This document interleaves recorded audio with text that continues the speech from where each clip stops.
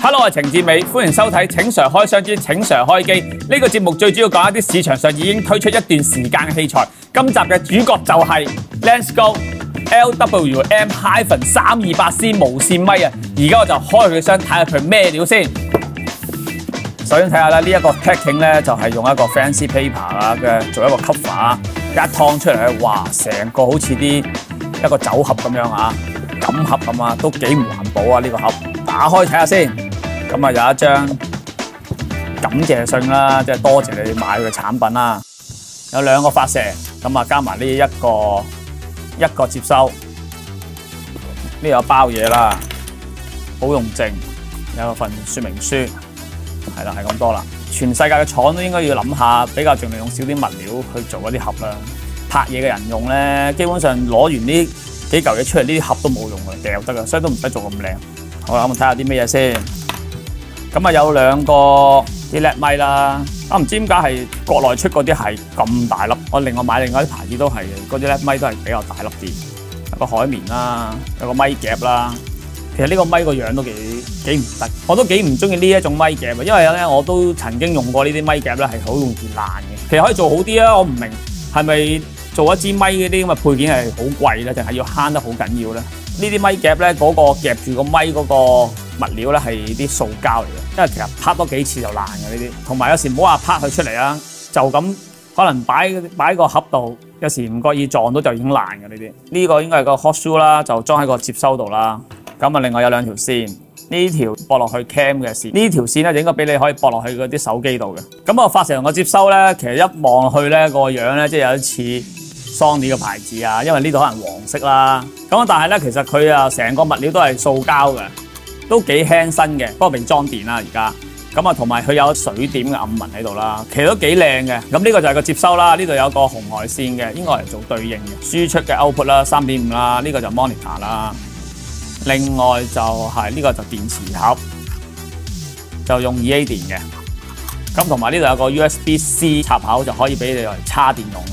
咁啊，當然啦，你要叉電嘅時候咧，充電嘅電池先可以叉電啦。呢個就係個發射啦，可以拉 in 啦，或者係咪嘅 input 啦。呢個發射呢個位咧就可以插一張 micro SD 卡落去。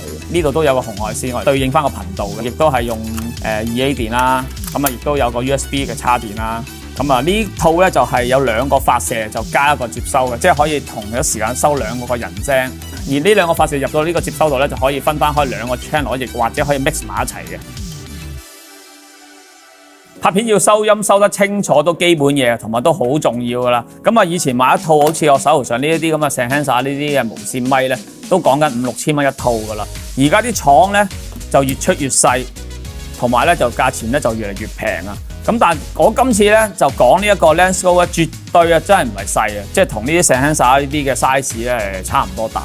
但係咧佢有一個優點咧，我覺得係好值得去講俾大家聽咧，就係咧佢係可以有埋錄音嘅功能嘅。呢個錄音功能咧係需要插張 micro SD 卡咧喺個無線發射度入去 menu 開啟錄音功能，個 LED 咧就會出現圓形嘅標誌啊，表示開始進行錄音。當關機嘅時候咧，錄音功能係會自動停止嘅。到下次再開機嘅時候咧，係會自動進行錄音。當然，如果想開機嘅時候停止錄音咧，就只需要入 menu 關閉就可以啦。要留意呢個錄音功能咧，只可以用32GB以下嘅 micro SD 卡。點解話呢套 Lensgo 328C 咧有錄音嘅功能咧？係佢一大嘅優點啦。例如我哋出去拍攝一個人物專訪，我哋通常都係會用無線咪去收音㗎。咁同埋咧，我哋如果嗰日我哋有收音師嘅話咧，收音師係會幫我哋 mon 住條聲啦。佢嘅 mixer 係會錄音啦，亦都會將條聲咧飛翻落我哋部 cam 度嘅。咁如果我哋拍攝嘅時候咧係遇到干擾咧，咁啊收音師咧係會即場咧幫我哋咧 check 翻條聲有冇事嘅。咁但係如果我哋做一啲好小型嘅製作咧，係冇收音師嘅話咧，咁我哋就好麻煩啦。另外同阿榮仔咧出去拍一啲實測片嘅時候咧，我係會用一部咧 GoPro Max 嘅360相機去拍攝嘅。咁我同阿榮仔咧就每人咧個身上都有套無線咪嘅。咁然之後咧將個接收咧就駁落去一個錄音機度。咁啊，因為我哋一日拍攝去唔同嘅場景咧，好多時候咧都係會受到干擾嘅。咁啊，所以咧呢一套 Lensgo 328C 咧，佢有呢個錄音功能咧係好好啊！佢直接咧係將個聲音咧喺呢個發射度錄落張 SD 卡度，咁變咗咧，如果真係受到干擾嘅時候咧，個錄音都唔會受到影響嘅。咁另外想講下呢個 Lensgo 328C 咧，有個優點亦都有缺點啦。咁就係用 2A 電池啦，缺點就係用 2A 電池嘅關係啦，咁變咗成個機身都比較大隻啦，裝落我身上咧比較唔方便。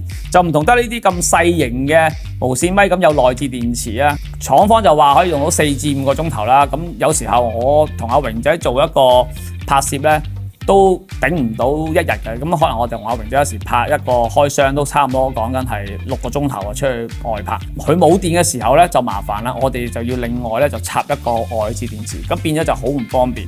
又唔同得呢一啲 Lensgo 328C 咁啦，用 2A 電池咁方便啦。佢冇電嘅時候咧，我哋可以即刻更換電池啊嘛。